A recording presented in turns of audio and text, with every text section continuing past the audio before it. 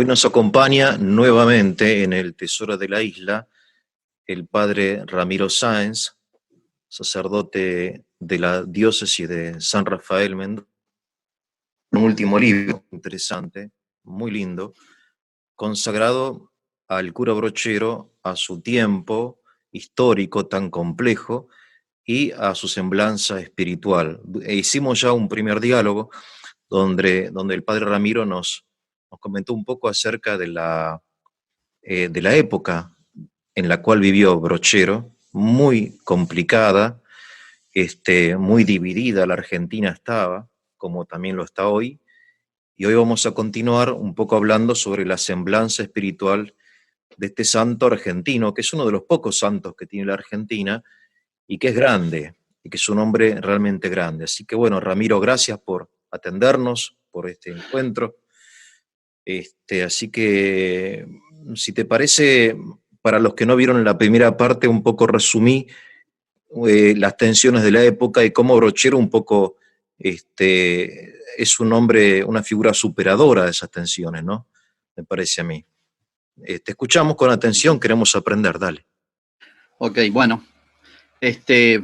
Bueno, Brochero nace en Córdoba en 1840, más o menos, yo diría en plena época de las guerras civiles. Y Córdoba es muy importante el lugar, yo digo, donde Dios lo hizo nacer, en la Providencia, porque Córdoba era el centro cultural de la Argentina. Recordemos que ahí estaba la famosa universidad, fundada en 1612 por ahí, 12, 13, por los jesuitas, de manera que los estudios superiores siempre se hacían en Córdoba. Bueno, era una ciudad importante por el lado, desde el punto de vista hasta geográfico, estaba en el cruce de caminos, desde el norte hasta desde Cuyo, etcétera. Bueno, y él es descendiente por padre y madre de antiguas familias pobladoras de campo. No es de esas, porque hay una inmigración de españoles que vino después, cuando ya la Argentina, venía hacia la América, digamos.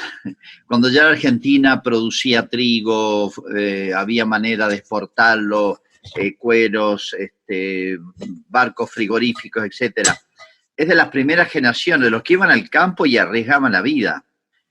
Cuando uno ve los medios de vida que tenían, las casitas donde vivían, los peligros, era la época donde, para colmo, después de la expulsión de los jesuitas, los indios quedaron muy sin quien los convocara y los educara y les evangelizara, de manera que se dedicaban al pillaje. Las mismas guerras civiles favorecieron todo desde el cuatrerismo hasta los malones, digamos, por otro lado.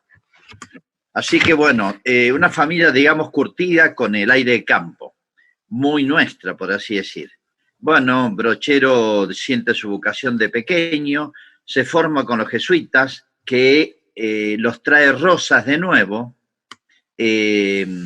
así que recibe mucho la espiritualidad ignaciana, es muy importante ese tema, y en Córdoba había estado también haciendo una obra magnífica, la famosa Beata de los Ejercicios, Antonia de Paz y Figueroa, para mí la santa más grande de la historia argentina.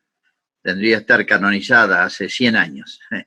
Bueno, había hecho una obra fantástica con la expulsión de los jesuitas, organizando ejercicios espirituales para hombres de ciudad y de campo, lo hacía todo el mundo.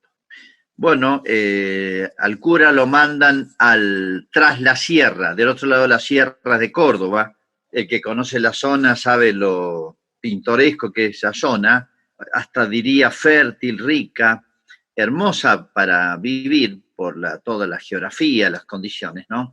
Y las posibilidades, pero muy castigada por las guerras civiles.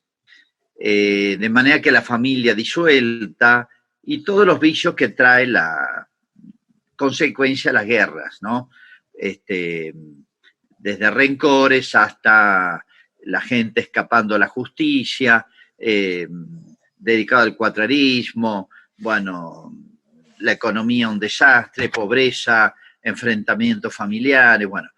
Pero era gente de raíz cristiana, gente que había hecho sus padres y ellos mismos habían hecho ejercicios o habían sido misionados por los jesuitas.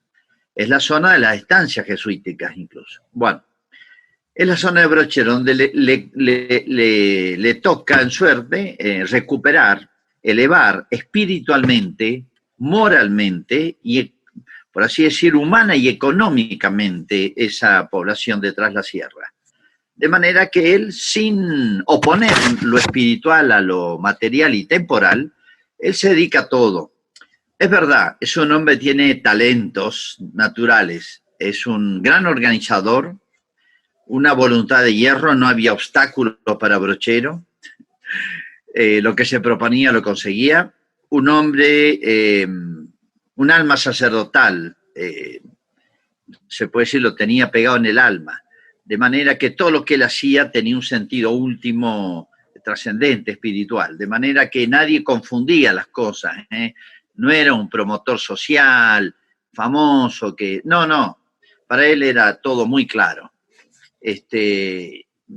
Una voluntad y un celo apostólico, voluntad yo lo llamaría más que una voluntad natural que la tenía, un celo apostólico incansable. Bueno, ya tendremos oportunidad de contar anécdotas. No quiero estirarme demasiado en esta parte porque así podemos dedicar un poquito a su semblanza, ¿no? Pero bueno, Brochero le toca también esa época de conflictos unitarios federales, con todas las secuelas de estos encuentros, de estos conflictos humanos, ¿no? Así que él, uno de los grandes temas que se planteaba en la época era la educación. Y él hace en medio de un desierto, porque cuando él hace el edificio que era casa de retiros, colegio internado para chicas, trae religiosas, ya había conseguido sacerdotes para que dieran las tandas de ejercicio y atendieran a las monjas e hicieran otro colegio. Bueno, ahí habían 10 casas de adobe en lo que es hoy Cura Brochero. O sea que él es el fundador prácticamente ahí de lo que hoy llamamos Villa Cura Brochero, que se llamaba Villa del Tránsito. Así que bueno, su obra es gigantesca. Está bien que la gente lo ayudó, pero sin Brochero no se hacía nada ahí. Y bueno, marcó a la gente, al lugar y a los cordobeses porque han pasado los años y se sigue escuchando hablar de Brochero, ¿no? Bueno, él muere en 1914, afectado probablemente, todas las conjeturas van hacia una lepra que contrajo, porque había una zona de lepra, en esa época había la lepra y era un mal difícil de tratar, tal vez por un leproso que, a pesar de los consejos en contra que le daban, él iba a visitarlo, le llevaba comida, tomaba mate con él, lo acompañaba hasta que murió. Es probable que ese hombre le haya contagiado la lepra. Así que bueno, esa fue un poco el itinerario de su vida. La hacemos un poquito corta porque también tuvo un periodo en Córdoba corto, se dedicó mucho a la cárcel, es fantástico el apostolado en la cárcel, les daba retiros ignacianos a los presos, misionó en Tucumán, misionó en Santiago del Estero, escapadas, ¿no? Pero su obra había trascendido su zona, ¿no?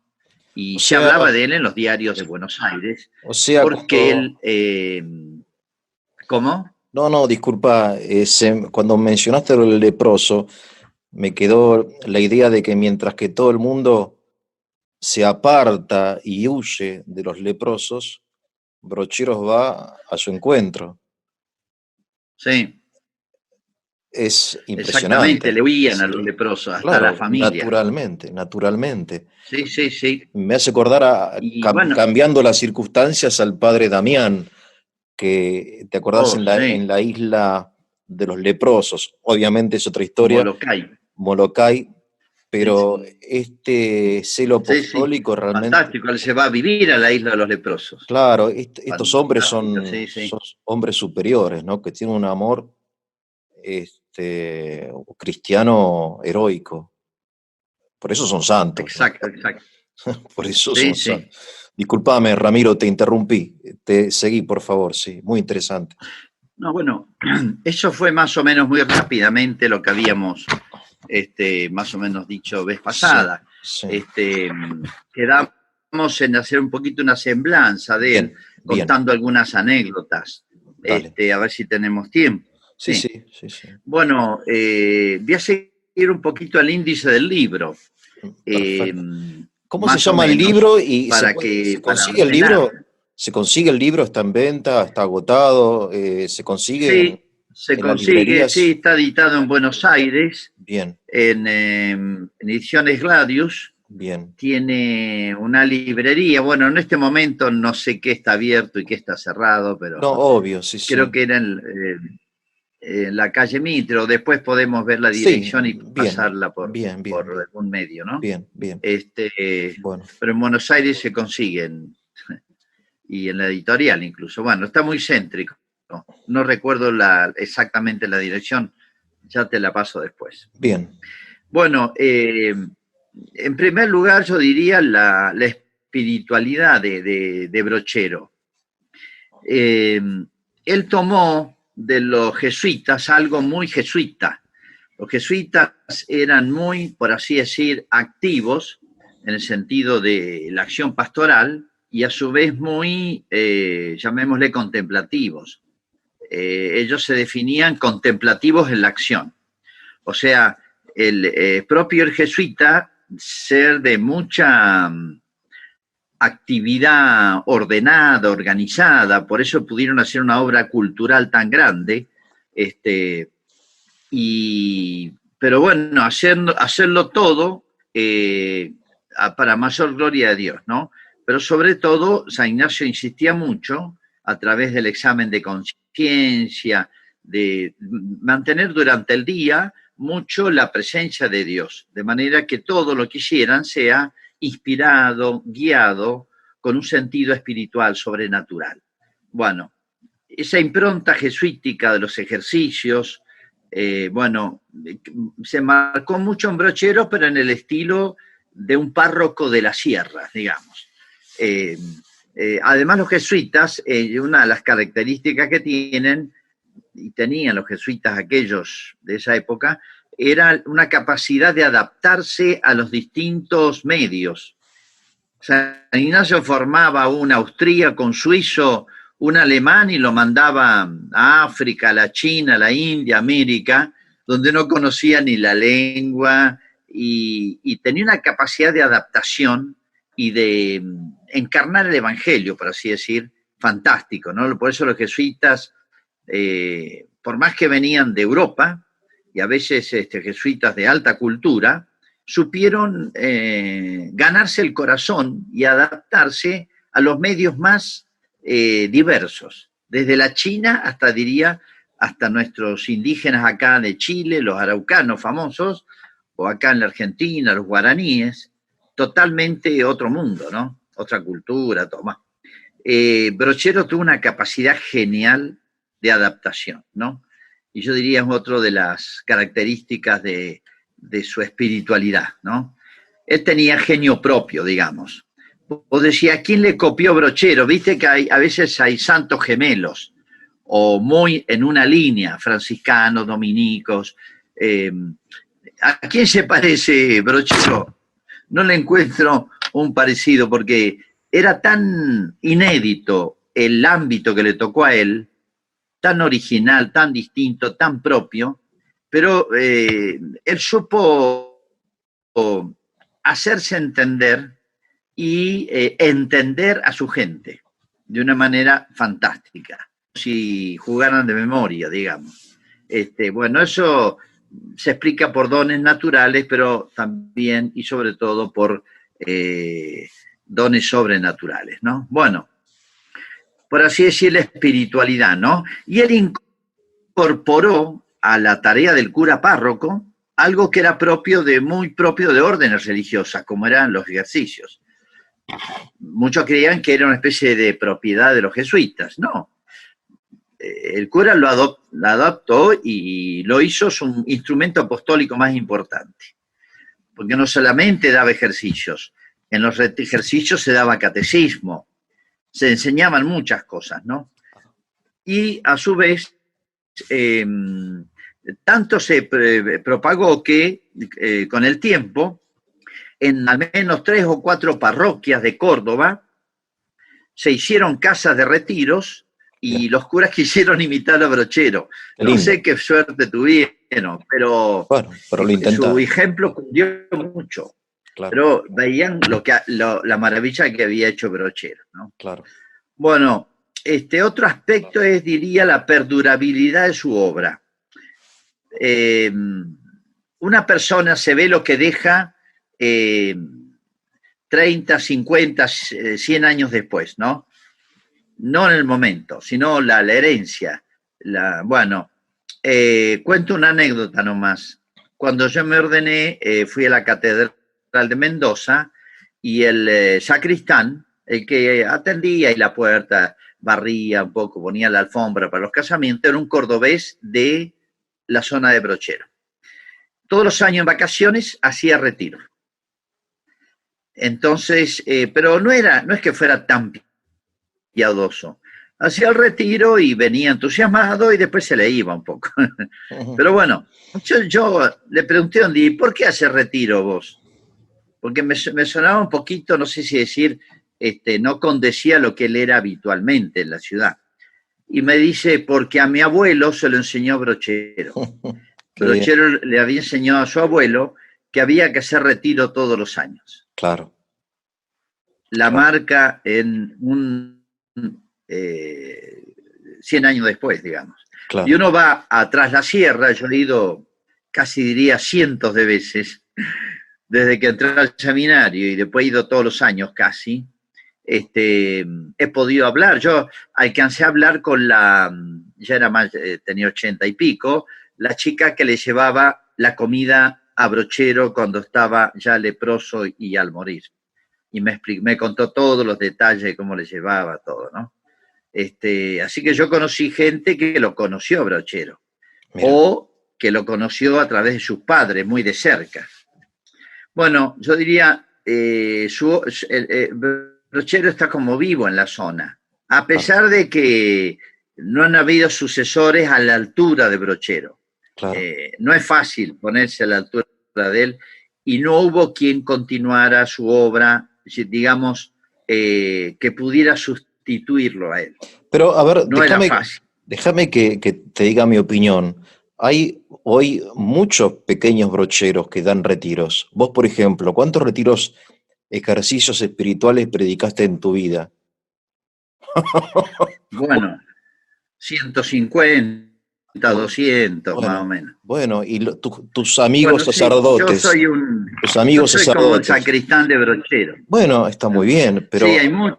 me refiero, hay Sí, muchos es verdad, es pequeños verdad. brocheros que de repente hacen uno Está grande, bien, ¿no? Digo yo, está bien, porque está vos bien. pertenecés a un grupo de sacerdotes que yo conozco, que tienen dentro de su apostolado privilegiado los Sí, sí, sí. ejercicios espirituales, ¿verdad? Sí, sí, sí. Y Lo entonces, tenemos incorporado, sí, sí. incorporado y Eso es verdad. esto, 150 ejercicios predicaste y supongo que sacerdotes de San Rafael y bueno, de otras congregaciones habrán predicado miles en total. De modo que de alguna manera, digo, la obra de Brochero está atomizada en pequeños brocheros. Es verdad, sí.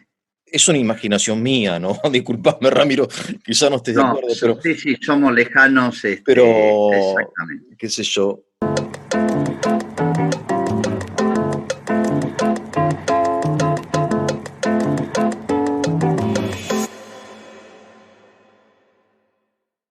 Vamos a pasar a otro aspecto, digamos, su obra ha perdurado, uno ve a veces la obra física y le muestran la casa de retiro, la casa de las monjas, el colegio todavía existe y funciona, pero yo digo, la obra espiritual de él es Claro, impresionante como ha quedado, ¿no? claro. Y uno lamenta que, como pasa mucho hoy, porque hacemos nosotros una visita o lectura demasiado turística. Claro. Entonces vamos allá, le rezamos al cura, compramos un llavero con la figura de Brochero, y nos volvemos. Pero por eso justamente me propuse escribir el libro, para hacer conocer. Es un poquito largo, no sé si pesado, pero lo trato, dedico mucho a ubicarlo en la época, para sacarle el jugo, ambientarlo, para que se conozca todo Brochero. Claro, porque a veces quedan las anécdotas las ocurrencias. Era muy simpático y entrador, era genial, realmente, tiene muchas historias. Bueno, el otro aspecto diría el Brochero de hombre de oración, no sé cómo llamarlo. Su tarea era muy ardua por las distancias, todo en mula, porque ni siquiera caminos habían. Él se dedicó a hacer caminos también. Bueno, no había camino, todo era camino de herradura, que me llamaban, para mulares, caballos, etc. Bueno, así que y la gente requería mucho al cura, los enfermos, y a veces de 30, 40, 50 leguas. O sea, tenía 2, 3 días de viaje. ¿Una legua cuánto para es? Para atender a un enfermo. Una legua. Y él jamás dejó de hacerlo, ¿no? ¿Cuánto es, Ramiro, 5 una legua? kilómetros. 5 kilómetros.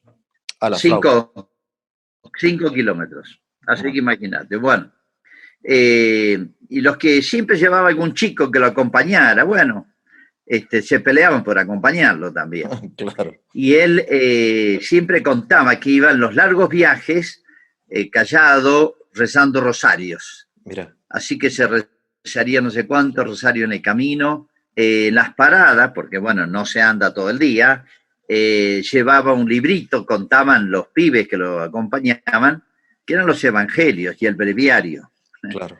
Y así que se ponía un rinconcito a leer los evangelios, o rezar el breviario, ¿no? Pero sobre todo se nota en la zona cómo inculcó la vida de oración. Cuentan misioneros que han ido 50 años después que Brochero murió. Hay un padre Aznar muy bueno que recorrió esa zona y dice que la devoción de la gente en pequeñas cosas, o no tan pequeñas, oraciones de la mañana, de la noche, rosario dirigido por el jefe de familia. Algunos rezaban un rosario a la mañana y otro a la tarde, que es lo que les aconsejaba Brochero. Mira. Bueno, así que era un hombre de oración, y a su vez transmitió a la gente la importancia de la oración, ¿no? Claro. Por ejemplo, toda la cuadrilla de obreros que tenía construyendo la casa, se conservan los documentos muy prolijamente anotados, de todos los gastos, la gente que trabajaba, la comida, todo. Y por ahí dice, se suspendió esta semana porque todo el personal fue a hacer retiro. Todos los obreros se iban a hacer el retiro. Pobres albañiles. Toda la empresa se iban a hacer retiro espiritual. En fin, anécdotas, pero que muestran cómo él no perdía de vista las cosas espirituales en él y en su gente, ¿no? Mira. Sobre todo cuando se lo ve, que es otro tema, un capítulo aparte, el Brochero catequista y predicador, un genio. Se nota que tenía masticado el evangelio, y al final de su vida, el ciego se hacía leer el evangelio del día y celebraba de memoria la misa.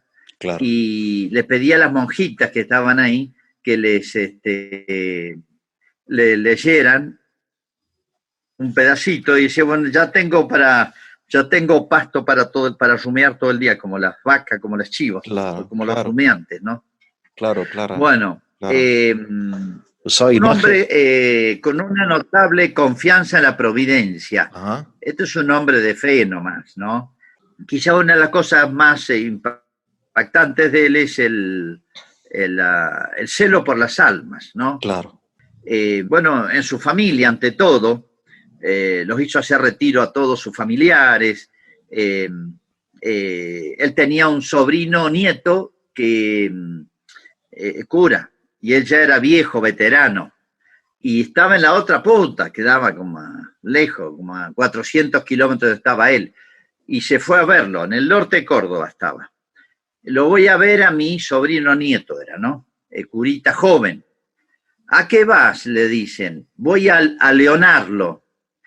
En el campo, no sé si conoce el término, hay perros leoneros. Leoneros por los pumas. Hay perros que están habituados a perseguir los pumas y cazarlos. Por lo menos los arrinconan, los empacan y uno lo enlaza o le mete un balazo o lo mata, ¿no?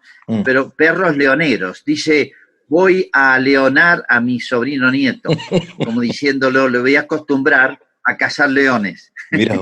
Como diciendo, lo voy a curtir, lo voy a templar al curita nuevo. Claro, claro, qué lindo. Los consejos que le habrá dado, geniales. Bueno, tiene muchas anécdotas de hechos recogidos del apostolado de su familia. Pero bueno, su gran apostolado, obviamente, fue en todo el campo, ¿no? Dice, yo cuando me ordené de cura, pensé que iba a ser como los perros caseros, que están de guardianes ahí en la ladran un poco cuando viene alguien extraño y están todo el día echados en la puerta de la casa. Pero dice, pero me ha tocado ser perro de estancia, mira, acostumbrado a cazar zorros y pumas. Me he pasado toda la vida buscando zorros y pumas por la sierra. O sea, he tenido que salir a buscar a gente difícil, por así decir, y los he ganado. Bueno, no había rincón de su parroquia que no lo hubiera recorrido a lomo de mula. Él, cuando apenas vio las necesidades de salir a buscar a la gente, porque no iban a venir a la parroquia, obviamente. Claro. No estaban habituados. Él conseguía curitas y le mandaron varios curitas jóvenes para que atendieran, que se quedaran ahí en la casa, y él iba a hacer recorridas que a veces duraban una semana o 10 días, obviamente. Claro. Así que, bueno, una anécdota de esto. Una oportunidad, dos curas, donde estaba, va a visitar un cura y le habían avisar que hay un enfermo lejos. Y un cura decía, che, te toca a vos. Y el otro le decía, no, te toca a vos por el límite, por el río, el arroyo, no sé cuánto. Y discutían los curas, porque claro, estaba 8 leguas, a 40 kilómetros. 8 leguas, 40 kilómetros son 5 o 6 horas a caballo. Bueno, y discutían. Y bueno, ¿qué hizo el cura? Lo cuenta uno que lo estaba viendo. El cura agarró la mula, calladito, subió y se fue. Él conocía todo, ¿no? Y la familia, bueno, así que calladito se fue a ver al cura. En vez de meterse en la discusión y decir, no me toca a mí, se fue él. Hay otro caso también, casos muy lindos. Muchísimos tiene, ¿no? Cuento para que se lo vea la estampa el cura. Él, de tanto andar, se le habían hecho callos en las nalgas. Y una vez llegó a yo no sé si estaba en Soto, por ahí, en una ciudad chica, un pueblo. Había un médico, entonces el médico le dijo, mire, yo lo voy a operar, digamos, al estilo, a la criolla, con una cortapluma, caliente, no sé qué, bueno. Le cortó esos callos que tenía las nalgas. Pero bueno, parece que no sé si fue poco cuidado, hizo sangrar mucho. De manera que no podía ni sentarse. Claro, tenía que o arrodillarse o estar parado. Claro, claro. Bueno, en esa estaba y andaba con un pibe, que es el que cuenta esto, que era un pibe de 12, 13 años. Estaba en eso cuando le cae un parroquiano ahí con 2 caballos y le dice, mire, mi madre está muy mal, venga a verla. No había otro cura. Claro. Entonces el chico nos animaba a decirle a que venía con 2 caballos, uno para brochero y otro, venía él para acompañarlo, nos animaba a decirle, mire, el cura no puede ni sentarse, está todo lastimado. Dice que el cura lo miró el pibe, Altamirano se llamaba.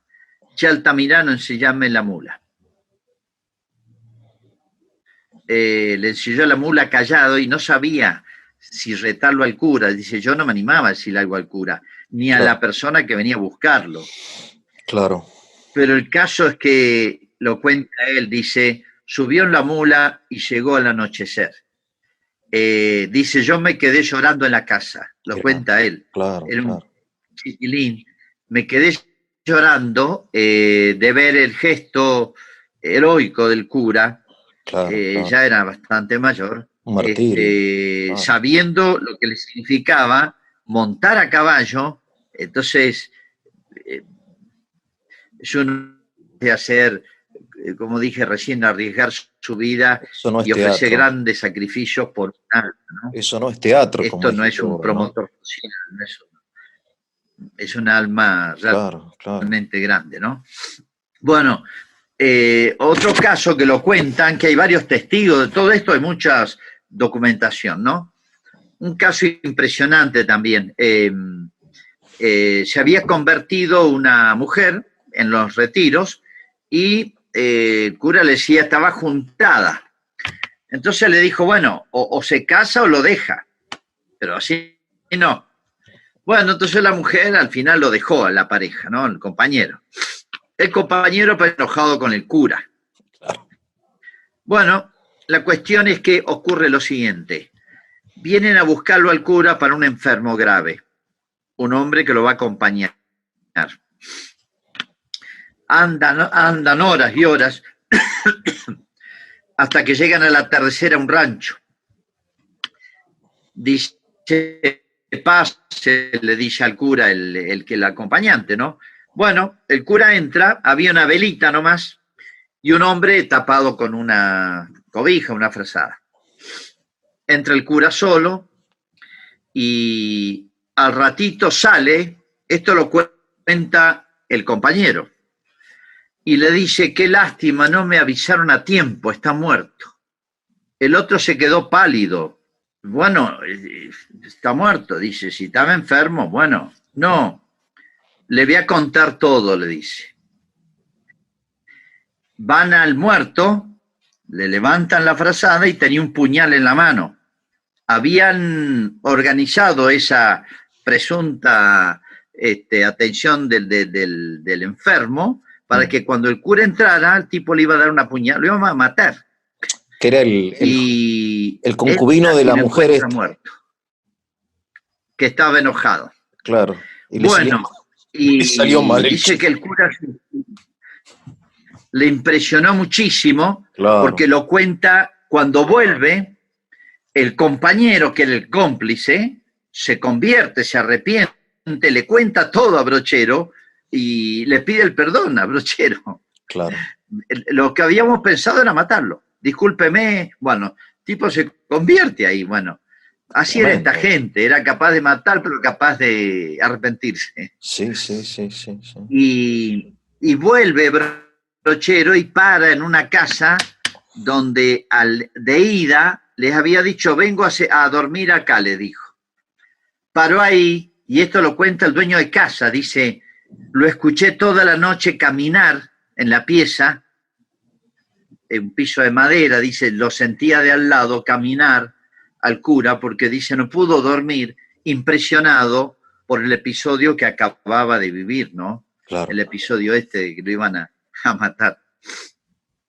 Bueno, y tiene montones de casos famosos de conversiones, ¿no? Era tipo Martín Fierro, el sargento Cruz, era gaucho matrero, creo que lo explicaba vez pasada, para entenderlo Brochero y el público y la gente de su curato, de su parroquia, era gente sana de campo, como es el campo, que forma gente sana, de familia, de trabajo, pero muy golpeada y vilecida, por así decir, por las guerras civiles, claro, que son muy duras y habían llevado, desde las guerras de la independencia, que convocaron mucha gente tras la Sierra de Córdoba para ir a pelear. se fueron muchos varones. Claro. Y después empezaron las guerras de la independencia y las guerras civiles. Así que en el año 40 ya llevamos 25 años de campañas militares. La guerra hace mucho daño en ese sentido. Bueno, así que había mucho gaucho alzado, sobre todo en las guerras civiles. Yo contaba cómo cuando los unitarios toman el poder, a los opositores ya no los declararon enemigos políticos, adversarios políticos, sino delincuentes. Claro. Entonces tenían penas casi todo de muerte. Entonces tenían que pasar la clandestinidad, digamos. Como Martín Fierro cuando se escapa del fuerte, del fortín, ¿no? Sí, bueno, sí. Había uno famoso porque tenía su pandilla. Entonces, el tipo se dedicaba, vivía de cuatrerear. Y tenía un grupito de 20 o 30 que estaban en la misma situación que él. Dicen que el cura esperó una nevada para que, pues sabía que cuando nevaba tenía sus refugios. En un lugar que me lo señalaron en Brochero, se llama Los Gigantes. Una especie de cuevas naturales y paredes, refugios, bueno. Ahí se atrincheraban, digamos. Nadie iba a buscarlos. Dice, esperó una nevada y porque sabía dónde lo iba a encontrar y se va el cura solo. Como se entera, el que llamaban el gaucho seco, era el líder, dice, no viaja, porque él sospechaba que venía de parte de la policía, o sea que era un espía y lo venía a entregar, ¿no? Bueno, claro. Entonces déjenmelo a mí, lo voy a recibir con el cuchillo. Apenas se acerca Brochero, el tipo saca el cuchillo, el facón, un carronero, así, un cuchillazo, y dice, ¿qué anda haciendo usted acá? ¿Qué busca? Entonces el cura se baja del caballo y saca el crucifijo, un crucifijo grande que llevaba, dice, a ver, hacele algo a este, que es el que te viene a buscar. El gaucho quedó medio callado y Brochero le dice, con gracia, el tipo convencía a todos. Decía, bueno, convidame unos mates que estoy con mucho frío. Claro. Bueno, venga, tómese unos mates. Claro. Se ponen a charlar, lo convence. Él todo era meterlo en retiro. Si lo metía en retiro, chao. Lo convence y él, ¿puedo ir con mi gente? Le dice. Él debe haber tenido sus sospechas. Llevó 14. Hicieron el retiro. Y dice que cuando, en la primera semana, cuando es la confesión y todo, cuando cantan el piedad de ese Señor, pecamos contra ti, el Salmo 50, bueno, el tipo quedó tan tocado por todo lo que le habían predicado, etcétera, bueno, lo que se predica en el retiro, que el tipo lloraba como un niño y dice, que se confesó y decía, he nacido de nuevo, le decía el cura, nací de nuevo, le decía. Y al irse, al despedirse, le dice, ¿y el año que viene puedo venir de nuevo y traerme a gente? Sí, todo lo que usted quiera. Mira. Bueno, fue un caso muy famoso, tiene varios. Este es uno de ellos, ¿no? Otro aspecto que no se puede dejar de tocar antes que se nos vaya demasiado el tiempo es el de el predicador popular, digamos, y catequista. Le encantaba dar catecismo. Y era muy claro, sabía explicar muy bien a su gente. Obviamente iletrada, no sabía leer ni escribir. Claro. Pero él les explicaba con tanta claridad que, bueno, los curas que iban a misionar se asombraban del nivel que tenía la gente de Brochero, el público, la parroquia, los parroquianos, ¿no? Sí. La formación, llamémosle catequística que tenía, ¿no? Pero tal vez lo más notable es su estilo.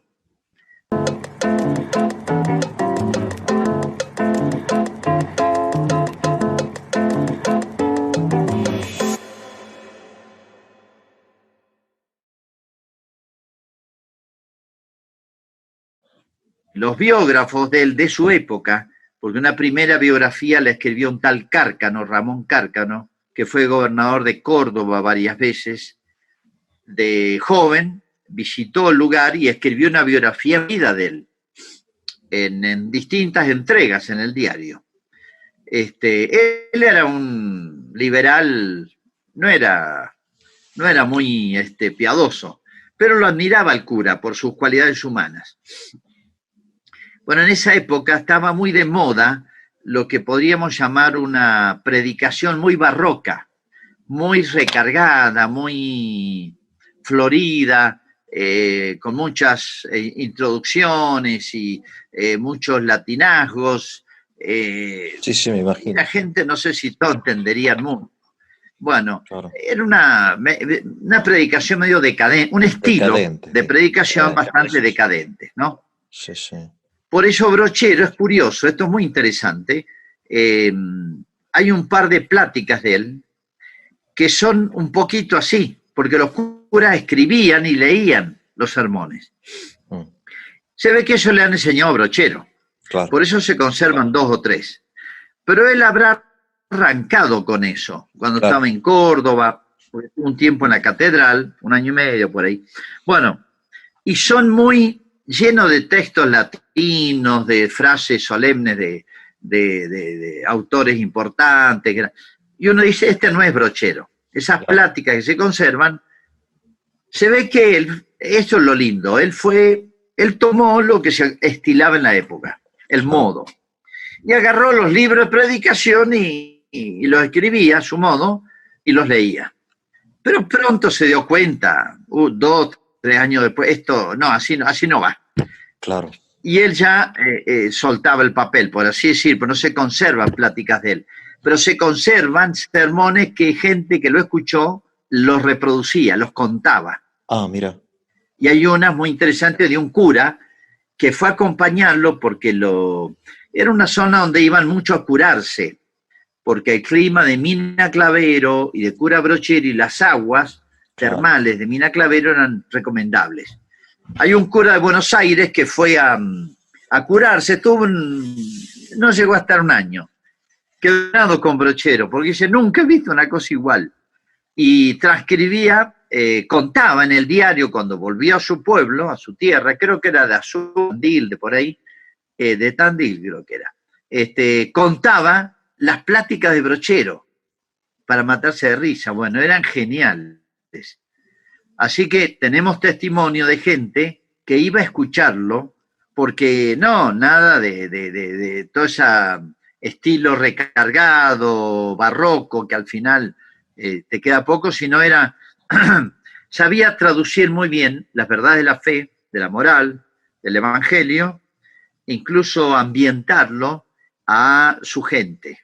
Claro. De manera que era él, como se dice hoy, digamos, llegaba mucho, tocaba mucho el corazón, porque sabía interpretar el alma de sus paisanos, ¿no?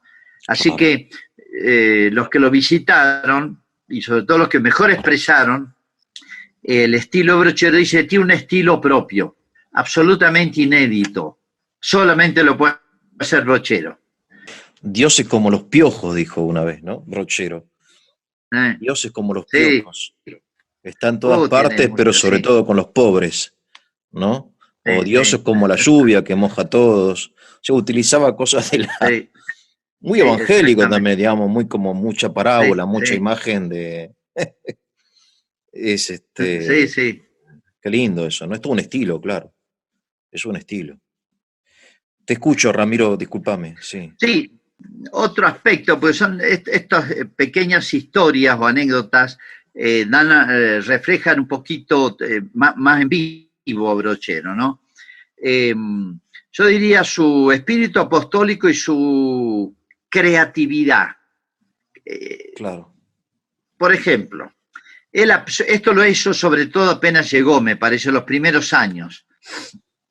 Él tenía que hacerse conocer y ganarse la gente. Claro. Como pasa el cura cuando recién llega, ¿no? Entonces él se le ocurrió esto. Dice, yo preguntaba en la zona cuál era el hombre más malandra, el más retobado, el más así, salvaje, alejado, así, incluso en el orden cultural y todo. Y bueno, la gente me decía, fulano. Bueno, la gente tenía mucho respeto al cura, a todo sacerdote, él tenía un respeto enorme, porque era gente de fe. Así que el cura es costumbre en el campo ser muy hospitalario. Vos llegás al atardecer y te invitan a quedarte a dormir. Claro. Y llegás al almuerzo y obviamente te invitan a almorzar, unos mates y quédese. La gente de campo es muy hospitalaria. Entonces él buscaba el tipo más, así, más salvaje. Y le decía, mire, don, le mandaba un mensaje, voy de viaje, así que me pararía un par de días en su casa. Sí, como no, la gente lo consideraba un honor, que el cura era todo un personaje. Y aproveche para invitarme a sus amigos, porque les voy a contar cosas muy lindas. Mira. Bueno, imagínate, en esos lugares no pasa nada, que el cura le ofrezca, es un ofrecimiento de tal tipo, era, pero un acontecimiento. Claro, claro. Entonces te invitaba a sus amigos, que eran como ellos, más o menos, también medio malandra. De manera dice que yo ya tenía un público ahí muy selecto. Entonces dice, les celebraba misa y les daba unas pláticas, y esto no es nada, dice, me tengo lo mejor para mañana. Así que al día siguiente seguía. Y así se quedaba 2 o 3 días y les hacía una especie de misión domiciliaria. Mirá vos. Pero era el pícaro porque al dueño de casa buscaba el más alejado, hacía invitar a sus amigos, que eran como él, más o menos. Claro. De manera que con eso llegaba la gente que nunca iba a traer a hacer un retiro. Mirá vos, qué interesante. Bueno, después otra de las picardías de él era esta, porque ¿cómo se invitaba a un retiro? No podía poner un papelito en el almacén y que la gente viniera. Claro. Había que ir uno por uno, convencerlos. Ojo, eran de 8 días. Claro. Pero ¿qué pasa? Entonces él le decía, bueno, tal día va a empezar la tanda. Él tenía que ir a buscarlo, si no, no venía, al menos al principio. Claro. Pero ¿qué pasaba? Si él iba diciendo, che, empezamos el domingo, y hacía toda la gira, no aparecía ni la mitad después. Entonces, Claro. ¿qué hacía él? Los buscaba y hacía que lo acompañaran. Se los llevaba, claro. Y en el camino, a los más dudosos, los confesaba y les ponía de penitencia que vayan adelante, porque si no se le escapaban, se le volvían. Entonces él, digamos, llevaba toda la tropa de ejercitantes, pero no le decían vaya para allá, no, vamos juntos. Claro. Acompáñeme a tal lugar, a tal familia, a fulano, a sutano, y vaya adelante, les decía siempre, pues si iban atrás, se le volvían, decía. Bueno, tenía un montón por así decir, de trucos como es. También era muy común, ¿cómo pasa el alcoholismo? Mucha gente que tomaba, bueno, no hace falta explicarlo, eso está metido en todas las generaciones, en todos los lugares. Y una de las cosas que él se proponía y combatía el alcoholismo, ¿no? Todo el daño que producía en la familia, en el trabajo, todo. Así que bueno, así que él los invitaba al retiro y a algunos viejos no les gustaba nada porque le iban a hacer dejar el vino.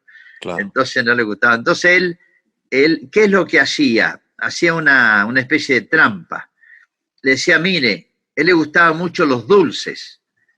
En esa zona se usan mucho los dulces caseros. Claro, famoso. De durazno, de damasco, había muy buena fruta. Sí, sí. Es buena soda. Así que el cura le encantaban los dulces. Entonces les hacía un pacto. A mí me gustan los dulces. No voy a comer más dulce todo el año y usted no toma más todo el año. Mira. Hacía pactos de ese tipo. Así que mire, yo voy a hacer penitencia, yo no tengo que hacer la penitencia por mí, lo hago por usted. Y así terminaba convenciendo a muchos viejos a que dejaran sus vicios. Cuentan de muchísimo que le hizo dejar el alcohol. Y sabía manejarse con todos. Él sabía tratar a su gente, pero iba a Buenos Aires, iba al Congreso de la Nación y encaraba a todos los políticos de esto, de alto nivel, de alta alcurnia. Claro, claro, claro. Dice que una vez se metió quería pedirle una ayuda para sus caminos. No le daban bolilla, entonces se metió en la Comisión de Finanzas del Congreso. Estaban todos estos señorones de traje ahí, de frac, y se le mete. Estaban todos parados, eran 8 o 10, no sé qué tema iban a tratar. Se mete el cura de prepo, con su pinta de criollo serrano, medio desarreglado. Todos lo miran, como diciendo, ¿qué haces acá? ¿Quién sos vos? Entonces el cura no se puso nervioso el cura. El cura volaba, tenía ese señorío, digamos. Claro, claro. Entonces el cura se empieza a reír y dice, ¿qué pasa que no se sientan? Bueno, siéntense ustedes primero. Todos callados, mirándolo, como diciendo, este intruso, ¿qué viene a hacer? Entonces dice, ya sé, nadie quiere sentarse primero ni último. Cuando diga 3, nos sentamos todos juntos. 1, 2, 3, vamos. Bueno, ya estamos sentados. Ahora les explico a qué venía. Bueno, está bien, se mataron de risa y les perdonaron al cura, pero era ocurrente. Entonces, bueno, le perdonaban todo chagas. Claro. Este cura que viene tan desarreglado, Claro.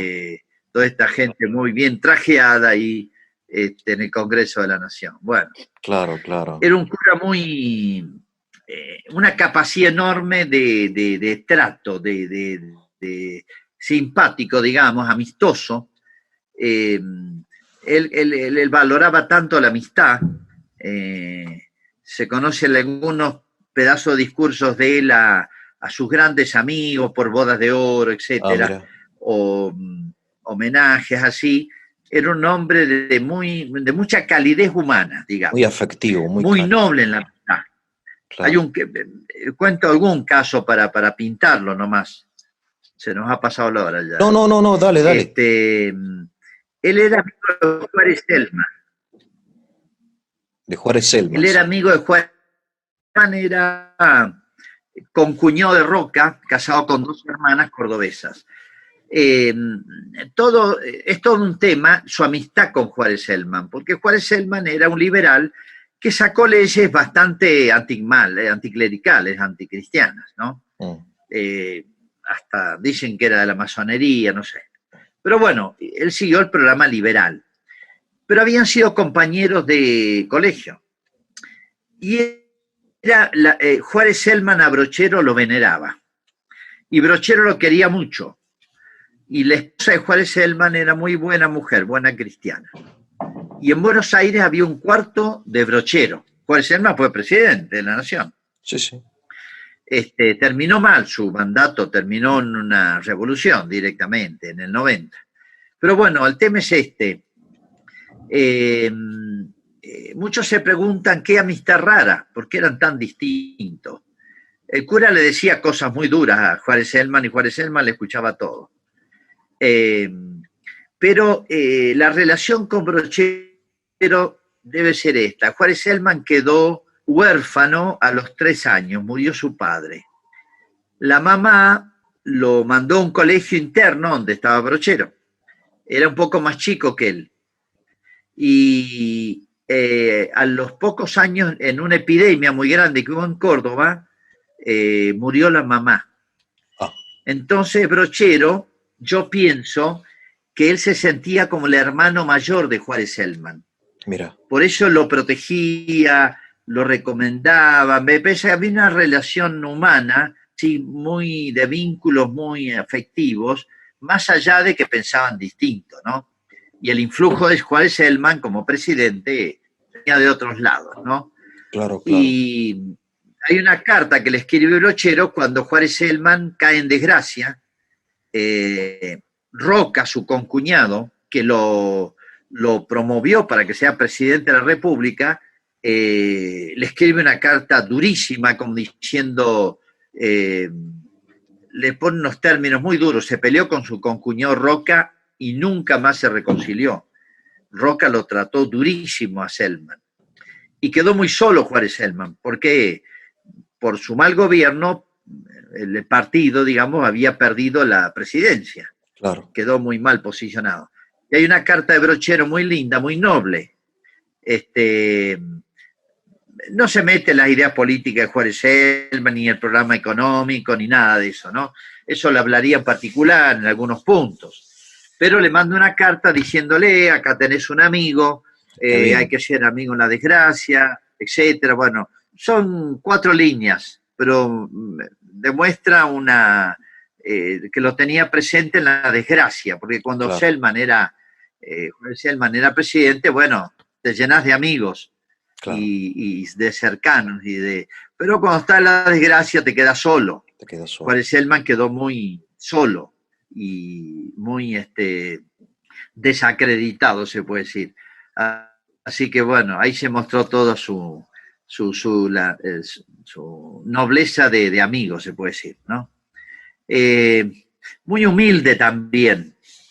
Por más que era un cura famoso y bueno, enseguida Brochero se nombraba en todos lados, un episodio muy lindo, el jefe político de la zona, un tal Molina, viene el estilo del líder criollo nuestro. Uh-huh.